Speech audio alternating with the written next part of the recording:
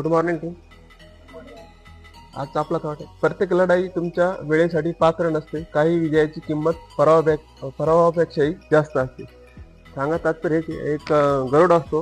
गरुड सापाला पकडतो आणि साप काय करतो, त्याच्या पायाला विळखा घालून फुसकरत असतो. ते म्हणतो हिंमत असेल तर लढाई कर, गरुडाला म्हणतो. त्यांचे हाशामध्ये युद्ध बऱ्याच वेळ चालते. गरुड काय करतो, त्याला किंवा नखाने किंवा टोचीने त्याला चावत असतो. युद्धाचे बरेच तास उलटून गेल्यानंतर काय होतं, साप हा सरते शेवटी गरुड हा विजयी होतो. आणि ती थकलेली असते आणि विजयी झालेली असते. त्यावेळी साप म्हणजे सापावरती विजय मिळालेला असतो.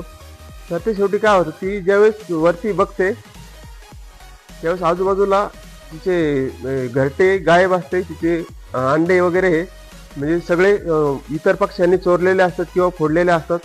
ज्यावेळेस ती वरती बघते, मी तर ही लढाई तर मी जिंकली आहे, पण जे माझे सर्वस्व होते ते मी हे गमावलेले आहे.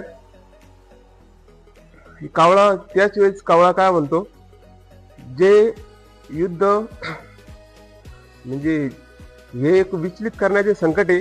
तुम्ही हरो किंवा जितो, हे जे युद्ध लढण्यालायक नव्हते ते युद्धामध्ये तुम्ही टाइमपास केला. सांगा तात्पर्य हेच की प्रत्येक लढाई तुमच्या वेळेसाठी पात्र नसते. काही विजयाची किंमत पराभवापेक्षाही जास्त असते. थँक्यू.